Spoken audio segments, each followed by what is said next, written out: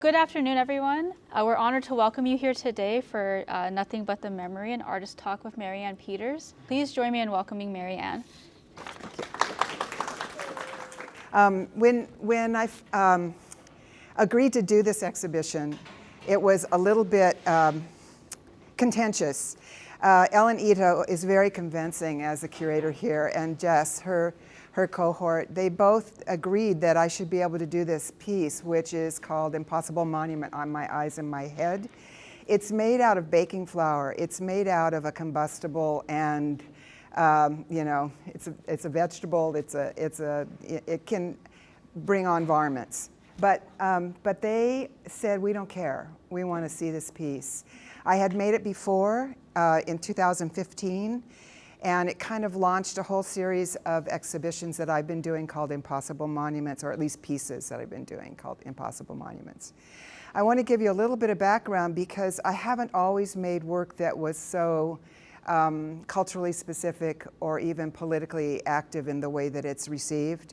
I have been kind of a troublemaker in the arts in Seattle for a long time, kind of trying my best to, if I can, to put more context on conversations that artists want to have about why they make work, when they make work, and who actually owns that work, and whether or not they have the option to choose whether or not it's accessible in multiple ways, or that basically that artists are the drivers of their work. And I had a very full career working in an entirely different way. And in 1991, I was invited to make a piece. Well, in 1990, I was invited to make a piece for the Goodwill Games, and which I did, that was called Akbar's Muse, which was based on a piece of kind of history that I had seen in Pakistan. And I made that piece, and then I was asked to make another work by the Bellevue Art Museum that was called Find the Syrian Boys. And it was based on a letter that my grandfather wrote to my father that I found at his death. And it just kind of jump-started for me the notion that there's not enough Arab history or Arab attitudes threaded through multicultural discussions, and that there was a bias in the art world once we decided that multiculturalism should be a topic and be a litmus for whether or not we included work. I thought, well, it should also include people that have associations with the Arab world, which is quite vast. Mine is from a little tiny part. My grandparents were from Syria, Lebanon region. It was the Ottoman Empire, so they were under, I guess you would have to say, the Turks. In fact, all of the information I've been able to find of immigrant information from people at that time, partially you can't find the Arab association because they were identified as Turks. And that took me some research to find. But anyhow, I just sort of sat on, I got to do this piece at the Bellevue Art Museum. I didn't get asked to do anything else again for years. And I thought, well, then that's not something that people are interested in, and I'm going to let that sit. And with a name like Marianne Peters, they're not going to make the association that I'm a purebred Arab American.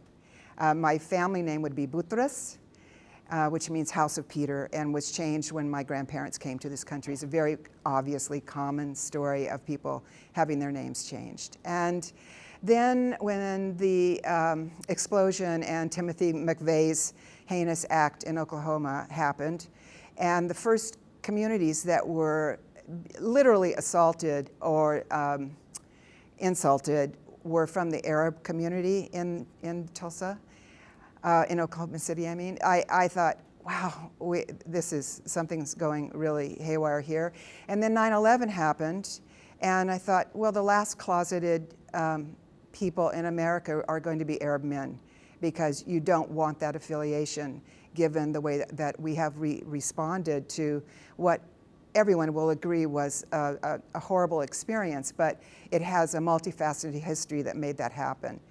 So in 2010, I talked my siblings into going to Lebanon with me. And it was an eye-opener. We went to most of the country except for the south of the country. And we also went to Damascus. And I thought, wow, I could live here. Damascus was fascinating. I started looking for teaching jobs, and I don't teach. So I was sort of looking for opportunities. And there was also the fact that the Arab Spring had happened. And it was brief and full-bodied, and then it collapsed. And I thought, I know nothing. I know nothing about the Arab world. I only know the nostalgia of my family, and nostalgia is very much something that we all appreciate and that we covet, but it's not a good leader for history. So I just decided to start making work that was tied to research and any kind of historical information I could find that was off the radar. And of course, it pulled me into the information we're getting is really sloppy and not, whoever is the dominant culture makes the news. Let's just say that. So I won an award.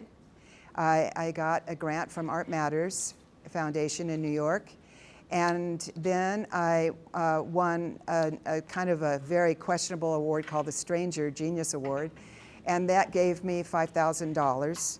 I gave 1,000 of it to the other women who were nominated because it just didn't make sense for us to be competing with one another. And I took the other $4,000 and I bought an airplane ticket and landed myself in Beirut for 6 weeks. And that just sort of started my journey of learning. I've also been to the Arab World Institute in Paris. I got to be there for 2 weeks, looking through their archives when nobody else was in the building. I don't speak French. I barely read French, but I have a lot of notes and pictures. And all of this was me kind of admitting to myself that I don't need to be a scholar about this. I'm not a scholar. I'm just somebody who's curious about a lapsed history in American folklore, and I want to change that a little bit.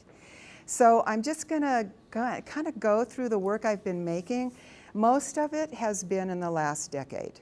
So it's a lot, and if you start getting bored, just raise your hand and we'll go have snacks or something. All right. So I'm going to start with a letter that my grandfather wrote to my father. And the thing that was amazing about it is that, did that come up? Oh, hang on here. Have to finally admit I can't see. What's kind of compelling about the letter, other than the fact that he had this beautiful handwriting, was that my father had received a scholarship to Yale. He had a teacher that was an advocate for him. And he had gone off to Yale, and his family was, of course, proud that he got to go to this school. But in the letter, what happens is it goes through the kind of standard things that a parent would ask of their kid, like, do you need money? Do you have clean shirts?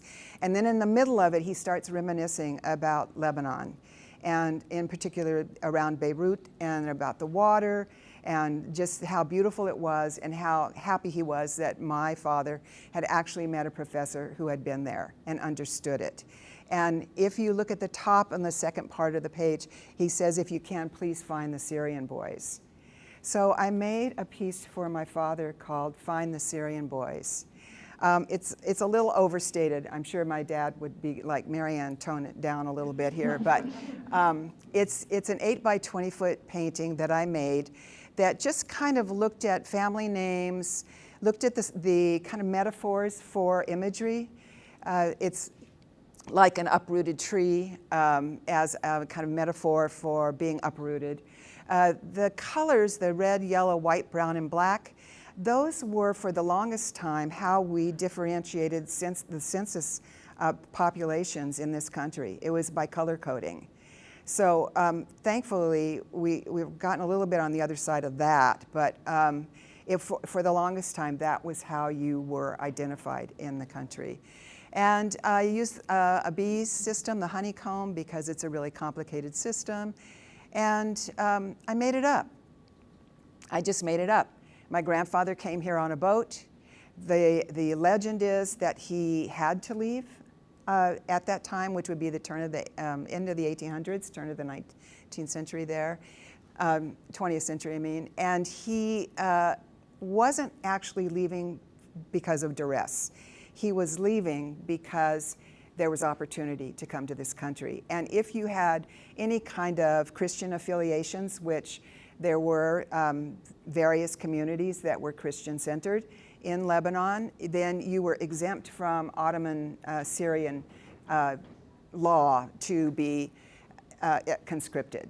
But for a long time, my family, and I think some family members still think that he left because he was afraid of being conscripted. They would talk a lot about how he could speak multiple languages.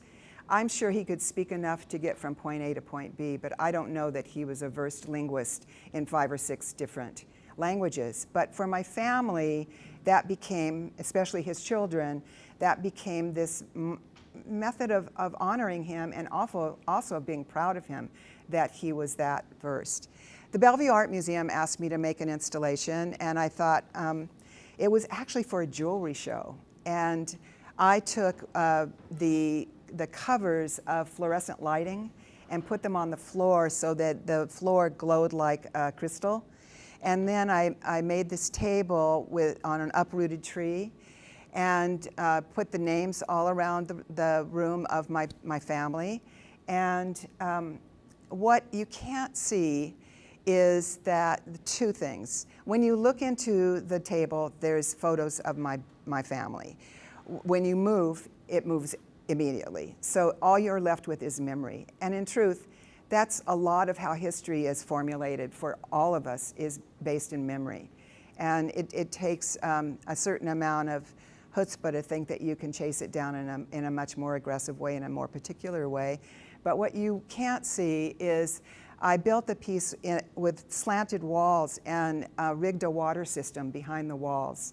And at intervals, the names tear up. So there was a smell of the dirt and their names. And my father, his name was Shafi. I now know that it was misspelled his whole life and my whole life. There's no H at the end in Arabic. It would have to be a K. Is that correct? It's arguable, yeah.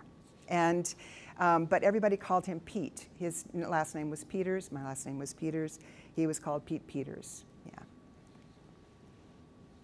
And that's my dad when he received the letter from his father. And that's through the table? Yes, you look down into the table and you could see them. I did go again to the villages of all my grandparents. This is the village mayor. That was also, we weren't so certain about this person's identity, but he had the ledger of my family in America as it was drawn in the village and who had gone there. And that got me started. We went from Beirut to Damascus, and we went through a section that is identified as a no man's land. And I think, well, in World War I, this was a delineation that was used for reprieve, I think. It was a way to at least let people relax for a minute. I don't know how, because you're in a conflict zone. But between Lebanon and Syria, there's a 5-kilometer no man's land. And I thought, well, somebody owns this land. Somebody lives on this land. So, and those photos up there are Assad and his son, who are the 2 ousted, kind of horrible people that ruled Syria for so many years. I made a piece called, let me get rid of that. Why is that there? Get out of there. Get out of there. This piece is called No Man's Land, and I made it up.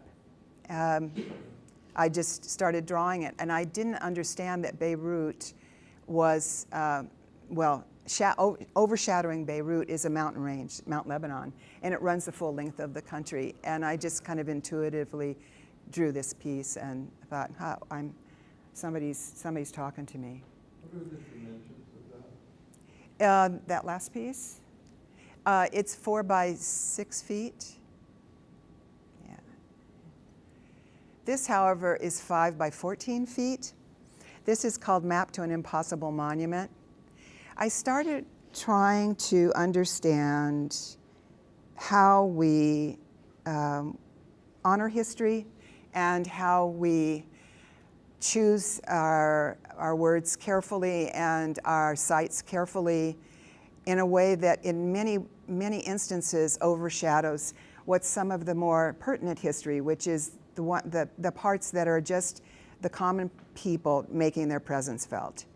And I have a sister who works in radio, and there's a very useful thing in global radio where, just pirate radio, where you can just throw up a microphone in your kitchen and broadcast about something that's going on in a part of the area that you can't get at necessarily. So I really started trying to understand, if I could, histories that would be aligned with pedestrian or man on the street experiences. And Map to an Impossible Monument was that I'm not there yet. I don't know where it is. This is a bread maker in Beirut. Every neighborhood has their bakery and their bread maker, and that's what jump-started me thinking about the piece that's here at the Tacoma Art Museum, although it's a different iteration than the original one that I made.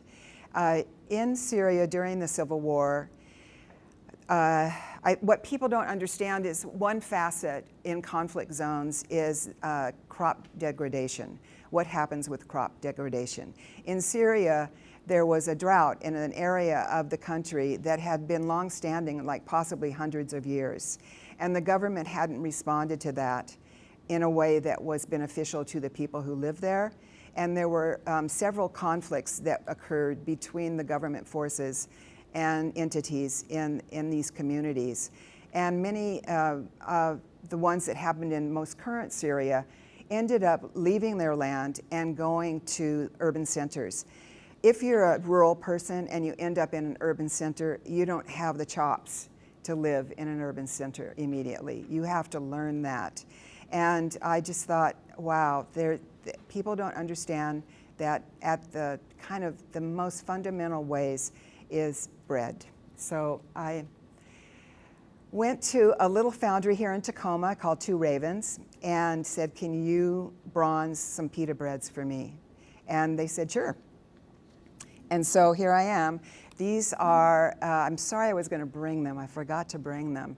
But I thought this is the most ubiquitous image for a global understanding of the Arab world. Everybody loves pita bread. Everybody eats pita bread. Everybody thinks they invented pita bread. And, but in truth, there are these sources. And so I decided to honor them. And this is the first impossible monument. And then I started thinking about installations and more temporary works and less concern about the commercial viability of my work. And I started making some works that are now, I don't know what I would call them, but they are in the memory of my work, thank goodness. So On My Eyes and My Head started out as this drawing. I thought I would be writing into flour. Then I had to somehow draw it. Most of the work I'm going to be showing you next, I have accomplices that help me make these works. So if I can draw it, somebody can help me build it. And that's been really a gift for me. So the first impossible monument On My Eyes and My Head was this. It was part of an adjunct fair for the first Seattle Art Fair. And that was in 2015. And I made it over 3 or 4 days with an assistant. It's just baking flour, and this will let you see even closer what happens with it. And for me, it was a way to do 2 things. The ornamental qualities of Arab life, from carpets to the architecture, is something that everybody has some sense of. And it was very important to me that I not try to copy a carpet. And I'm going to throw in here, there are a lot of ethical concerns when you're dealing with particular histories. All histories, I would have to say, for artists. You have to really decide if you're being additive in your gestures or if it's something that might be off limits, that maybe you should choose not to make work about that. And that's an ethical concern for me, and I think it should be an ethical concern for all artists. But I in this case, thought I'm okay with this. I'm okay with this. The title on my eyes and my head is a translation from the Arabic, which the sentiment of it is, I believe, essentially, I would do anything for you. And I wanted to make sure that I was able to explain that to people. I have made a choice with my exhibitions and in all my artwork anyway that I'm talking or writing about it to have explanations for the audience, because I think it's important for them to know why I'm making this work and where it comes from. About that time, the Genius Award, Marianne's not really a Genius Award, came to me, and I got invited to an exhibition at the Frye Art Museum. And I had met a nurse who worked with Doctors Without Borders. And the nurse told me that, unbeknownst to many people, Doctors Without Borders does more than just administer medical care. And he had been in Yemen, and Yemeni fishermen had come to him and asked him if he would please help them understand the most respectful way to retrieve the people lost at sea and their belongings, because there are so many parts of it that rolled into the religion of the communities there. And so they did. They taught them how to do that. And this is a piece that I made for that nurse, really, and for the people of Yemen. It's called Impossible Monument Flotsam. Flotsam is what you throw overboard. Yeah. I draw a lot. I draw because it gives me some sense of false security, probably, but because I know that I can ask somebody to help me, I'm starting to feel like that's the premise of everything, is to draw it. Draw it and somebody will help you. I don't always make exactly what I've drawn. This was at a recent exhibition at the Whatcom Museum. I did a 15-year survey of my work there that was really a wonderful experience. And what I did with the piece was try and imagine all the things that are tied to nautical elements for fishermen, including the netting and what they pull in and the buoys. And the buoys, when I put them together like that, string together somewhat like a prayer beads. And I just thought that's it. That's what I would do. I didn't have time. Almost all the impossible monuments that I've made, I haven't had more than a couple of months to make it. And that's a lesson to me too. You know, it's just, you know, trust your gut. In the netting, what I wanted to be able to do was use real lemons, but I wasn't allowed to do that. And so I used them to look like they were used and real. When people are crossing the Mediterranean or water bodies, mostly it's the Mediterranean for people coming out of the Middle East, if you're seasick, you can smell or bite into a lemon. And that would be a common way for somebody to offset being seasick, because they wouldn't necessarily have seasick medicine with them, you know. And so I threaded that all through the netting. And then in the netting were these elements. There are, you know, obviously we all know now that there are children and so many pieces of social life of people forced into migrations that we just have to own it. A big part of migration is your phone. Most everybody hangs on to their phone. They hang on to their phone numbers, even if where they're coming from is destroyed. They hang on to it. That brought me to this work. I was in between studios and had a chance to be in a building in Georgetown, and I read an article about very small. I try and find the side notes most of the time. And I read this article about a contraband business that was happening, I think, on the Turkish coast, that was for people using any kind of flotation device, but they were being sold in these little mom and pop stores, like our little mom and pop store, which would, because there's a conflict zone, they're not going to be able to maintain a lifestyle there. So they come up with, there's a business here to sell life jackets. Well, I learned that the life jackets were stuffed with unfloatable items, from newspaper to styrofoam that doesn't float. And that some of the catastrophes that have happened on the Mediterranean are because people were given faulty flotation devices. So this was a piece for them. It's called Impossible Monument, Nothing But the Memory. And I just made thousands of newspaper florets and pinned them to the wall over and over and over and over again, and then buried into it parts of backpacks and whatever, and just made this work. It's never been seen again. I just made it. Yeah. While I was in this residency, I started drawing the idea of something that would give me the challenge of some of these settings at night. And I started imagining that when you're on an airplane and you look down on the earth and it's glowing, you go over a city and it's glowing, you presume that all is well there. But that's not necessarily the case. And I had been reading about Aleppo. There are so many World Heritage Sites in Syria, and most of them are destroyed or damaged at this point. And so I just thought, wow, it's, there's this skyline, there's a ghosting of architecture that was at one time tied to the most extraordinary things about the culture of this area, and it's gone. But I wanted to acknowledge it. So I made this work called Ghosting.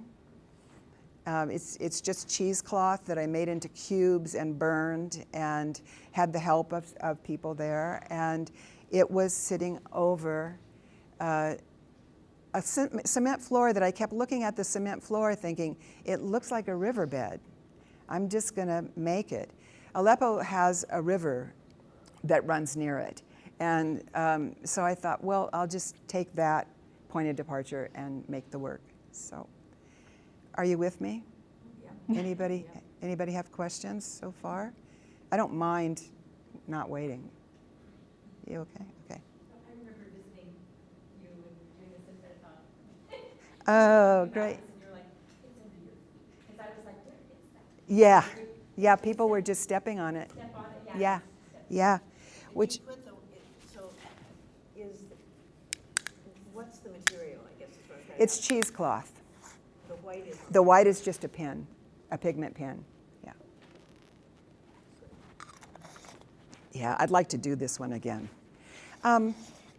Which brought up, okay, where have I been? I mean, I've been fortunate, and I'm sure there are people in the room that have been fortunate to see some of the parts of the globe that have antiquity still intact. And I had an opportunity to work with some students from the University of Washington, and I thought, what can I get them to do? What happened was I was given the sail of a boat, and asked if I would make something on it. And I don't sail, I don't go on boats very often, but I took it, and I showed these students as many examples as I could from my own library of the ornamental facades of buildings in the Arab world, and they're so memorable. And then I let them look for about 15 minutes, and then I said, close the book. Now imagine that it's your task to be able to describe to people what was there, but it's not there any longer, and paint it onto this sail. So this is the piece. It's called Impossible Monument Telltale, Telltale. The telltale is actually a part of the sail, these green ribbons, and when the boat is actually moving, I don't know if there's any sailors in the room, it will give you the direction and the velocity of the boat. They float parallel to the water. It also is an expression that if something is telltale, it's a little bit suspect. It's a little bit not you should be leery. It's not really the truth. It's got some aspect to it that is fundamentally off. So it's telltale. And the students painted and painted and painted, and then I continued the work. The other part that's in I am going to go back one. These are leads. Until we had technologies, there was a way that you would drop a leaded piece of iron into the water, onto the floor of the ocean, and you drag it. The sailors would put tallow or fat on the end, or wax, on the end of a lead and drag it. And then when they pulled it up, they would be able to tell kind of the character of the seafloor and also how far they were from land. That was a nautical device that was used, and very different from how one would find land now. And that brought me to thinking about, oh gosh, impermanence a little bit more. This is the Soap Museum in Civita, Lebanon, and it's this incredible place, just beautiful. But I thought, you know, I want to think of something that is malleable, that is commonplace, that is metaphorically kind of right on the money for washing your hands of a situation, which is kind of where we're at a little bit. And this kind of triggered it for me. So I started working on a piece that was called The Gatekeeper's Shadow. There is a Danish law that has actually been, I think, re-upped, but probably about 8 years ago, there was a Danish law that in order to get into Denmark, you had to have the equivalent of $1,500. Anybody that's in a forced migration is not necessarily going to be walking around with $1,500 in their pocket, but they will have jewelry. And so there was the confiscation of so much jewelry from people trying to get through Denmark onto various other sites that they were going. And I just was really kind of struck by that and made this work kind of in homage to that experience. And so I drew it and then I made it. Its walls are glycerin. Glycerin is a humectant and it sweats. If you are in a circumstance not of your own choosing, you might find that you're going to sweat. And I wanted to be able to translate with a material the true and unfortunate experience of sweating when you're trying to be as cool and calm as possible so that somebody that really doesn't want you there will let you come into their country. So that's what this was about. And you can see that when the glycerin starts to melt, or sweat is what really happens, you can see through it, and you can see this tangle, this tornado of jewelry. And so that's the Gatekeeper's Shadow. I got interested in silk, and I got interested in silk because I was made aware of the fact that there was a very full and long-standing silk industry in Lebanon, in Mount Lebanon. And I knew this because I was in Lyon, France. I had been at a residency in the south of France near Marseille, and I was seeing all of these kind of indicators of this industry, but I knew nothing about it. Well, it turned out that I, by happenstance, learned about a blight in France, where they lost their mulberry trees, and therefore they lost their capacity to make silk because they couldn't feed the silkworms. So they learned of this industry in Lebanon, in the mountains, village upon village upon village, that did different aspects of silk production, from taking care of the worms to stripping the worms to the trees, whatever. And they went to these girls, these managers, French managers, thinking cheap labor. We're just going to go get our cheap labor. Well, the girls refused. Somebody in their midst understood that the French managers from the silk industry there were desperate. So they just kept refusing the amount until they got a living wage. And that living wage at the end of the 1800s allowed not only women to migrate by themselves, but it also helped them to fill the coffers of their families and have other people be able to have fuller lives. There was a huge industry in Beirut itself, a big silk industry. And then once the Ottoman Empire collapsed, then the silk industry collapsed. And there's only remnants of it. And so I made this painting called The Factory Girls, which I found in an archival library image when I was doing some research. And I wanted to honor them with their names. I wanted to name them. There is a wonderful Lebanon, well, it's an archive in North Carolina that is about the Lebanese diaspora in America. And I got to meet that person, and he helps me find information. So, for example, he verified that these were potential names for young women at that time, because I couldn't find their names. Yeah. And then I started drawing this thing. What is it going to be? I was invited into a show in Philadelphia, and my site that they gave me was between these two incredibly ornamental, very beautiful stained glass windows. So I had to come up with my own wonderful thing, and I've shown it a couple of times.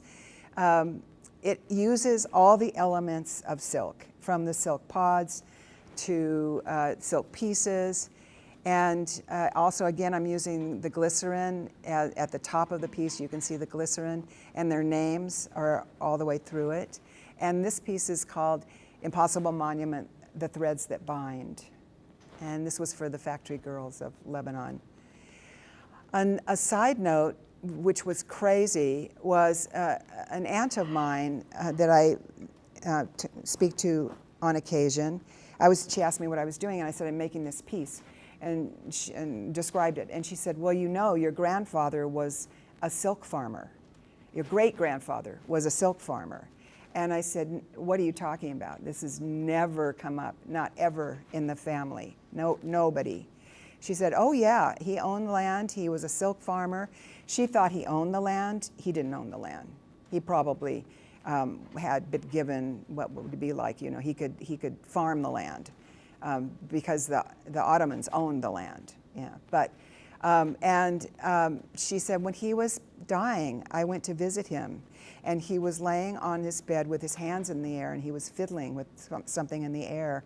And I asked my mom what that was, and she said, oh, he's unraveling silk pods. And I thought, okay, I'll bite. Yeah. So these are, well, they're silk pods that have been stretched and dyed. Whoop. Okay. How are we doing? Are you guys are you dying here? Okay. Okay.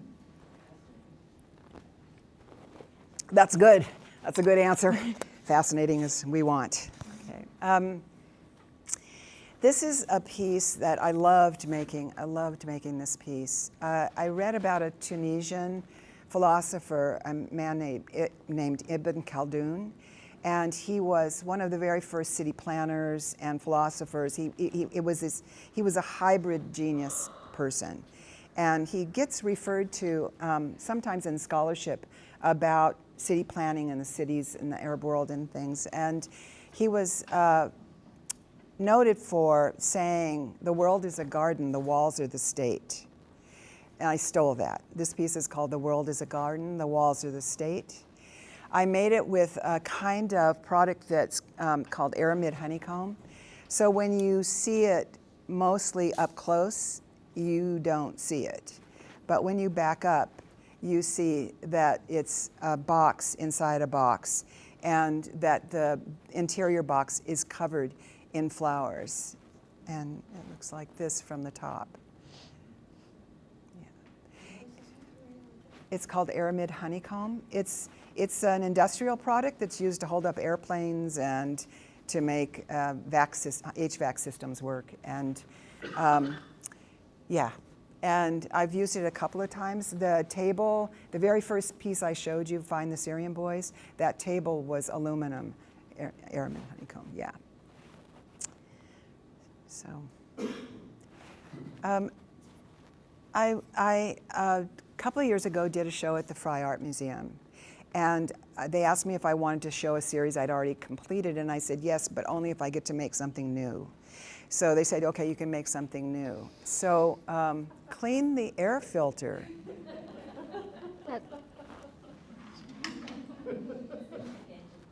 No, that's just our projector. Oh, okay. It's not your computer, it's our projector. Apologize. That's hilarious. Okay. All right, I'll take care of that for you when I'm done here. Now what am I doing? Okay. I had been wanting to make a piece. There's not a one of us, no matter what your orientation is, that isn't a little bit in lament and horror at what is happening in Palestine and Israel and Lebanon. And that I just thought I have to make something that at least acknowledges the fact that we are systematically and population-wise witnessing the destruction of a culture. That's just what's happening right before our very eyes. And I started thinking about the idea of things being gilded, that something can be gilded and it can be camouflaged. It can be gilded and made more beautiful. And I just took it and made a piece called Impossible Monument Gilded. And what I did was, this is showing you process. And then this was the piece. It was a cabinet, also fronted with the aramid honeycomb. The honeycomb works opposite to your optical logic. The closer you get, the less you see. To my mind, as for the viewer, I wanted it to be something that you have to own this. You have to own some part of this. What I found myself using were keys. That's a classic part of people that are displaced. They take their keys because they think they'll go back. And ribbons, which was based on something I had seen actually in Mexico City. I went to Mexico City and did research about the Arab migration to Mexico, which is big. There's a lot of Arab influence there. And again, the glycerin blocks, which sweat. And the gold is a survival blanket. But I used it as a gilding image, as a gold and gilding image as well. And that was something that I really am really feeling happy that I got to make that work. And this is kind of the experience of, I tried to photograph it for people so they could at least see there's keyholes, keys, ribbons. It's all it's animated. You as the viewer are in a motion picture, actually. The piece becomes animated by the way that you look at it. All right, I'm going to show you. I actually paint for a living, mostly. And before I did any of these cited works, I was starting to do some research. This was when I was having my epiphany of I know nothing. And I learned about a quite horrible event that happened in Hama, Syria, by not the last Assad, but his dad, who was a real badass guy. And he squelched an uprising there that had its own variables that are historically, what would you say, challenged. But it was a farming dispute, and the actual city is an aqueduct city. It's where the water is through beautiful, beautiful water wheels brought into the land around the city of Hama. And that waterway is essential to the crops. But when this happened, it happened in 1982, and my daughter was born in 1982. And I started thinking about happenstance. How is it that some of us got lucky and were born somewhere where nobody is trying to remove us, so specifically, just by a fluke that my relatives came to this country and had the opportunity to do that. She could have been born in another part of the world. And also that was the year that Assad came down heavy on this uprising. Upwards to something like 20,000 people probably died in that moment. But he shut down the borders and he shut down all communication, and nobody knew about it for a couple of decades. At least nobody that was willing to tell what happened. And so I thought, wow. But the people, the resilience of people, they have a ritual where they go to the waterfront with buckets of red paint and they pour it into the water at the water wheels. So this piece is called, shoot, uh-oh. It should pop back up. Okay. do I have to do something here? Okay. The piece is called Painting the River Red. Yeah. Another piece that is kind of part of my ethic, I suppose, is this piece is called Every Miss a Hit. We cannot, as witnesses to conflicts in the world, presume that it only happens where things are targeted. Every time something is missed, there's collateral damage for that. And that generally is a populace that was unsuspecting. And it's unconscionable. And I thought, I'm going to make a painting about that. So that's what this is. Every hit a miss. I actually think about really fun things, and yeah, I do. Okay. This is a very large painting. It's 4 by 8 feet. It's on view right now at the Portland Art Museum, and it's called Slipstream by the Light of the Moon. I started imagining what it would be like to be on a raft or in some sort of flotation device trying to get yourself from point A to point B. In a boat, you have the slipstream that at least is a record of where you've been. It doesn't tell you where you're going, but it tells you where you've been. And I just wanted to make a work about that, and also about how so often people are traveling across water at night. And that has its own challenges, as you can imagine. At the same time, I started making a series called Storyboards. I started imagining what would happen if you didn't have a phone. How was history recorded when there wasn't a phone or something? Well, there were field reporters that went out to wherever these situations were and would draw it or paint it, and then take it back and get it somehow produced, mass produced. So this is a suite of that series called Storyboards. Storyboards in theater, of course, is how you build a narrative for a production. And it's like piece after piece, you draw it, you draw it, you draw it, or now I'm not sure how other people do it, until you get a consolidation of what is actually the central concept for what you're doing. So these are the storyboards, and most of them are taken imagining, what if you had to walk? What if you had to walk out or away from something? What would that look like? What would you do? How would you keep that up? And so all these little paintings were what you might see. This one is taken again from Doctors Without Borders. It's a photo I found of an abandoned, I think it was a factory, maybe a beer factory, near the Turkish border, that people had set up shop in there, and I just thought it was kind of a beautiful setting, and I Marianne-ified it. But yeah, that's what this one is. That's where they come from. So I'm just going to go through them, and you can kind of get the gist of where I'm headed here. These are not large works. They're small. Yeah, it's kind of amazing to see them this large, but.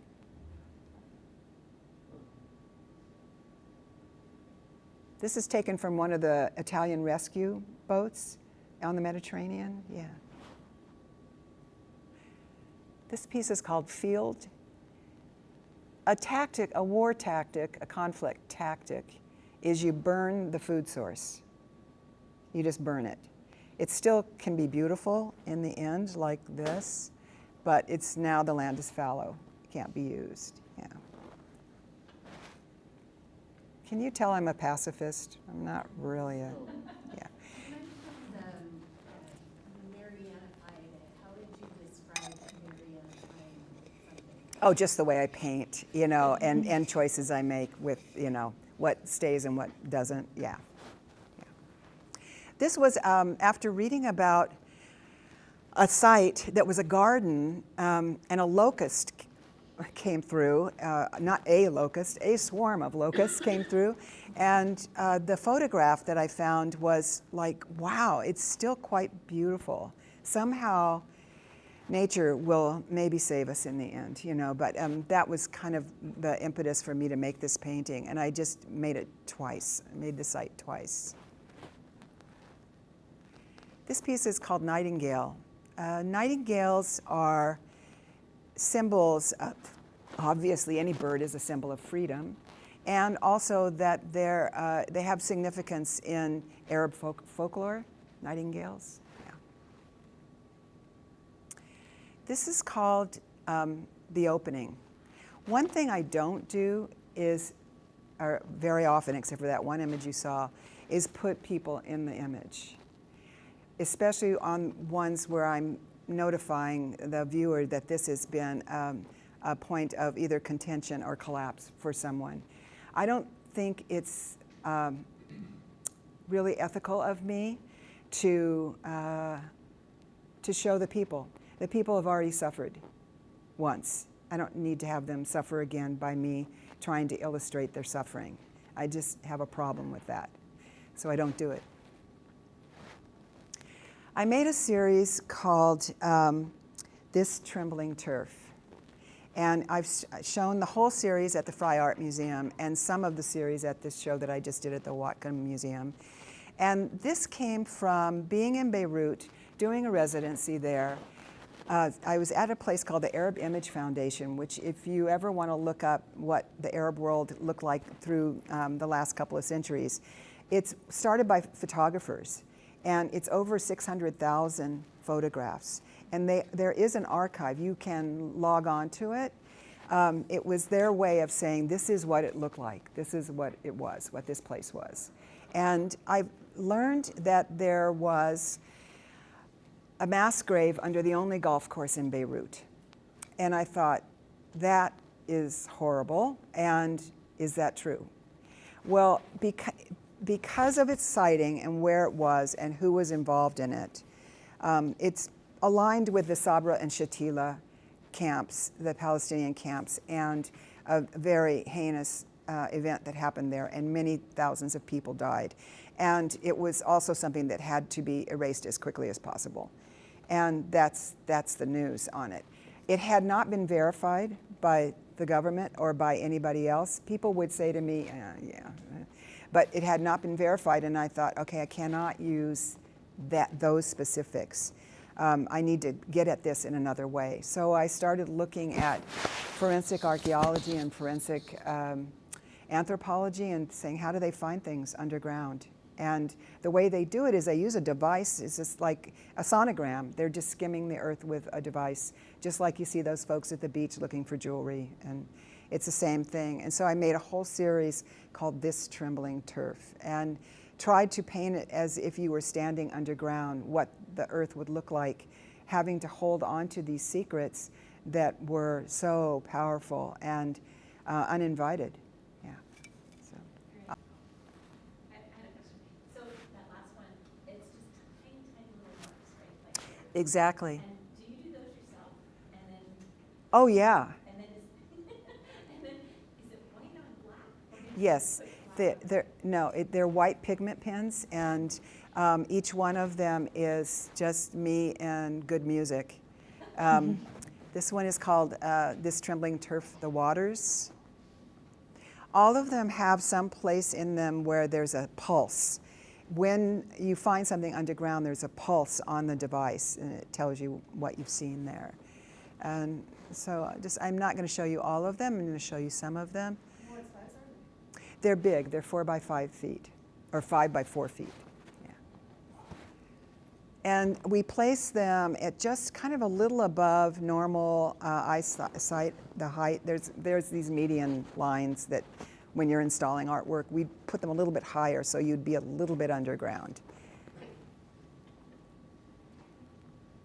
This one's called Oasis. I don't plan them. I just start with my little pens and start drawing and see what comes up. Do you feel like it's kind of a meditation? Yes, yeah, I do. This one's called Down Deep. And this one's called The Hollow, This Trembling Turf. They all are This Trembling Turf, and then in parentheses, The Hollow, which is essentially what's coming. Yeah, it's the place that's coming, yeah. I'm coming to the end. I use photographs. I definitely use photographs to help me understand and to compose images. And this was one that was outside of Damascus. Damascus was a really beautiful place, and as I mentioned, I really wanted to go back there. That's not happening anytime soon, but I made this work and I thought, what do I want people to understand? Well, I want people to understand that the cities are on their sides. So I made a piece called City on Its Side using that photograph. I just flipped it. I flipped the image and used it as a source to make this painting. Yeah. And on a hopeful note, I read about a woman, once Syria was reclaimed, and of course we don't know really what's going to happen there exactly, but once it was reclaimed and the current Assad was removed, people started going back to their towns, and I read about a woman going back to Aleppo who was looking for her home, and she was convinced she would be able to find it by her memory of the tiles on the floor. So this piece is called Tile and Timber, Nothing But the Memory. And I just thought that is so optimistic and brave, and I really want to honor this woman for her just willingness to find her turf, to find her turf. And I'm going to end, I mean, I could just drown you in images, but I'm going to stop here. This is in Beirut. It's a poem by Kahil Gibran. It's in a stairway. And it says, "My enemy said to me, 'Love your enemy,' and I obeyed him and loved myself. The truth that needs proof is only half true. Thought are three in one and are everlasting and never pass. Life without freedom," I have to read it from my, "Life without freedom," can you see it? Yeah. Yes. Yeah. Thank you so much for your attention, and if you have any questions, this is your moment.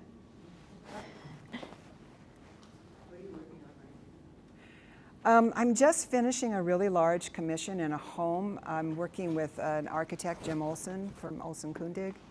And I just did a big sided painting, a mural in a hallway and a painting for them. And then I'm going to do nothing. I'm looking forward to nothing.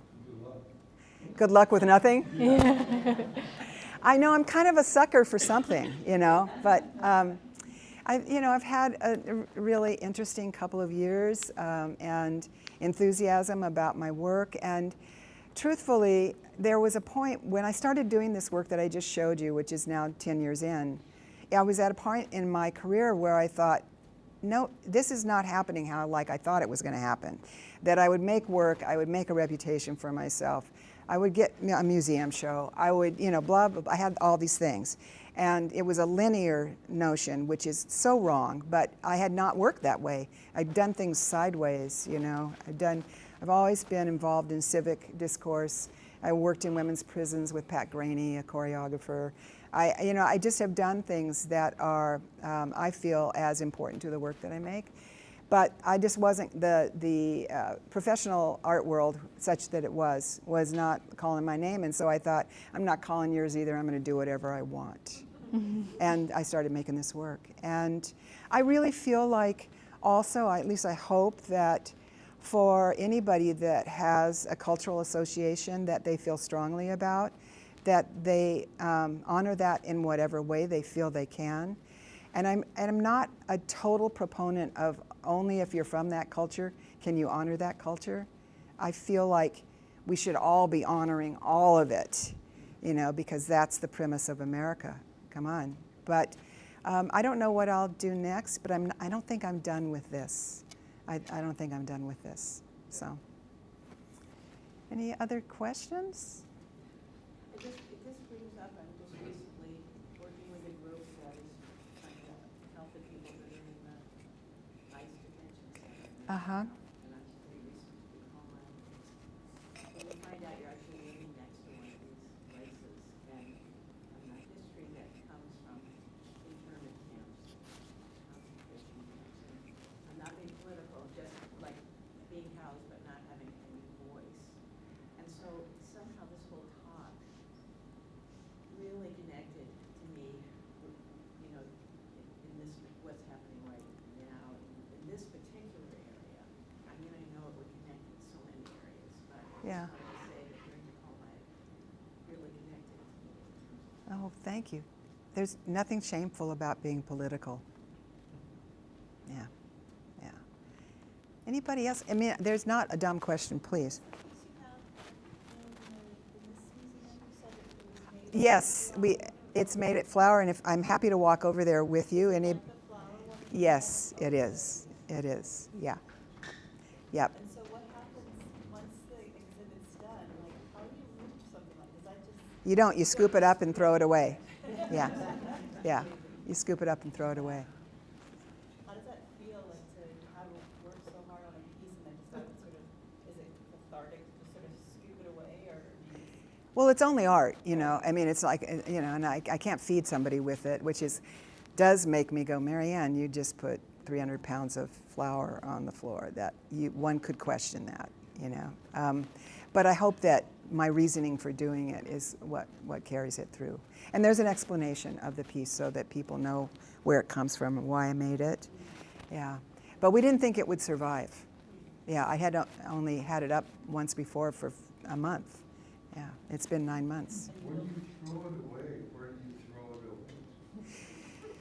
away? You can just recycle it, you know, in a food bin. You know, you can't eat it. You can't.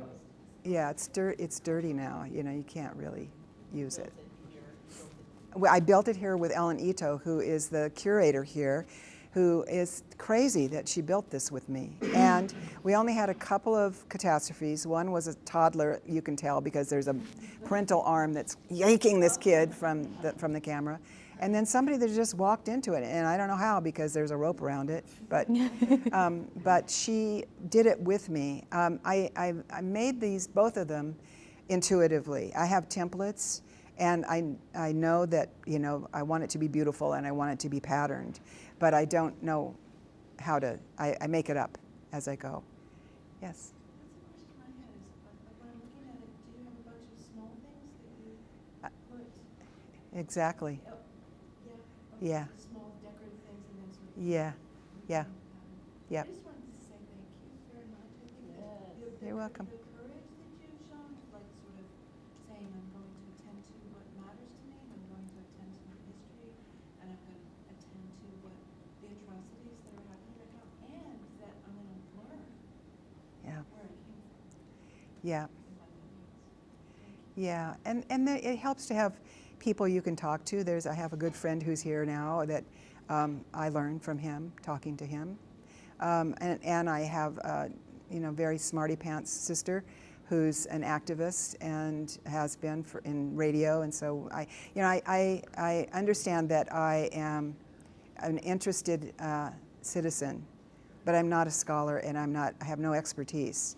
And I think my job is not to illustrate these scenes or series. It's to make people curious about the history that I'm trying to bring to their attention. You know, I can't teach them that history. I don't know it. You know, yeah. We wanted to know where you get your materials. Oh my gosh, nothing like Goodwill. Where I get my materials? What kind of materials? I was thinking about like the balloon one with the ropes and the balloons, and it looked like it had kind of been like scrapped from other stuff. It was definitely a graveyard for the nautical profession, and there was a man there who oversaw it, who was a former fisherman who could barely walk. I mean, that's what he could do, and he ended up being my accomplice.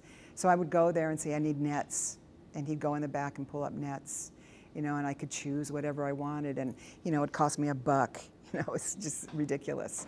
And in my studio, I was moving things around. I had the notion, but I didn't really know how to make it balance or anything like that. I work in a studio that's a lot of artists, and in that studio complex, there's a man who's been helping me consistently. His name is Mas Kikuchi, and he's a master woodworker. And so like the piece that I showed you that was called Gilded, that was the cabinet, I drew that, and then he makes it work. Yeah. Yeah. At the start of your talk, if I misunderstood you, you're saying something about like how there's certain certain things that are inappropriate to make work about? I was curious, like, if you had more concrete examples of what you would say. Oh, yeah, definitely. A good example would be during the AIDS epidemic, when so many people were losing someone, or that the art world in general was being decimated by loss like that. Artists, of course, were dismayed and infuriated, and started making many, many works of art showing the demise of those people affected by AIDS. And they shouldn't have made that work, because those people have full lives. They have an illness, and they're trying to live. And the AIDS piece of it is something that already has its weight. And I didn't feel like one could responsibly paint a picture of somebody in collapse and honor them. Their humanity is fuller than that. So I think of things like that. I think of things like, me working around topics in conflict zones. I have to really know what happens when I choose something. If I find that I've made some tactical error, that I just really didn't know the information well enough, then I should stop until I do. Just because we feel it doesn't mean that it's something that would benefit from our contribution. And artists, we're multifaceted, so you don't have to do that thing. You can be a speaker, you can help in other ways, but because the arts in general tend to be static, other than film or whatever, you force a viewer into staring down somebody or something that's really affecting somebody's life. And I just think you have to think about it. Does that make sense? Yeah, it has to be something that you're living in order to really do adjustments. Yeah. And sometimes it can be a private gesture. It doesn't have to be a public gesture. I only started doing these public things because I felt like the people just don't understand the Arab world. I am like a neophyte, and I'm born into it. So, and right now, of course, it's just chaos right now, what's happening. And there are parts of it that I can't explain away the collapse of the cultures that are happening. I do know that from being in Lebanon, if you are a refugee, like a Palestinian refugee, if you're a refugee, you lose your ownership to your country. You are given a card that says you are a refugee. So you have no place to go that you can own, and you can't go back. You're citizenless. That's a really precarious thing to have happen to somebody. I'm very brave for those people that are saying, I'm risking it anyways. I'm going to hope that when I get to where I'm going, they'll say, we're glad you're here. So. Yes? So I don't have the exact figures, but I heard once that if you took refugees as a whole, it would be like the third largest country in the world, because of so many people who are migration. Yeah. Yes, and I think people, one of the confusions sometimes is that the displacement is in country and stays in country. It's not like everybody hits the road and all of a sudden is on a boat on the Mediterranean. It's like a lot of the displacement that is happening in these countries is people are trying to go somewhere else within their own communities, but they can't. Yeah, they can't get there. Anybody else? Yes, ma'am. How much was your Lebanese culture instilled in your upbringing as you're growing up? Was it part of your daily life that those bits from your heritage? Yeah, food, cussing. I don't know. I'd say it was very much the sentiment of being of Arab descent. That family mattered, that meals mattered, because that's when you gathered and really could talk with your family. I mean, it was very important. There were hierarchies in my family. I didn't go into my home without acknowledging my dad first. But there are parts of Arab assimilation in the United States that has a whole tendril piece to it. You know, for example, most Arabs in this country identify as white. They would say they're white. And there was at one time a law in place. That's how they gained citizenship, was by answering to various dictates at that time. I think it was in the 20s, I might be wrong about that, to verify that they deserve citizenship. So that's what they said. And my relatives, they would not say they are people of color. My sister and my brother would, yeah, but my Southern relatives, no, they don't. Although they are probably more immersed in Lebanese culture than I am at all, yeah. Where did you grow up? I grew up in Los Angeles, but I was born in Beaumont, Texas. Yeah, there's a lot of big Lebanese communities in the South. Yeah, yeah. It's funny. I mean, my parents understood Arabic, but they didn't speak it around us. Yeah. Darn it. Yeah. You said something to me a long time ago. It's like culture doesn't happen in a vacuum, and I really appreciate that. You know, we're all like the Silk Road regions. We're all, you know, gaining and learning and merging and stuff like that. While you can kind of dig into your own culture, there's so much other, you know, influence coming in. Right. Right. And I think people will benefit if they can just make peace with the fact that culture is malleable and your own place in it is malleable and is honorable nevertheless. You know, I can't be what my grandmother was. That is not going to happen. You know. But I can say, I can call out when people are being prejudiced. Can do that, you know. I know that much, you know. But yeah, it's been a great run for me. It's been a huge learning curve, and I just hope you've enjoyed seeing the way I acted on it. And it's a beautiful day. Go out in it, unless you have a question. Somebody have a question? Any more questions? Do you want to go see the piece that's here? Let's go see. Let's go look at it. Yeah.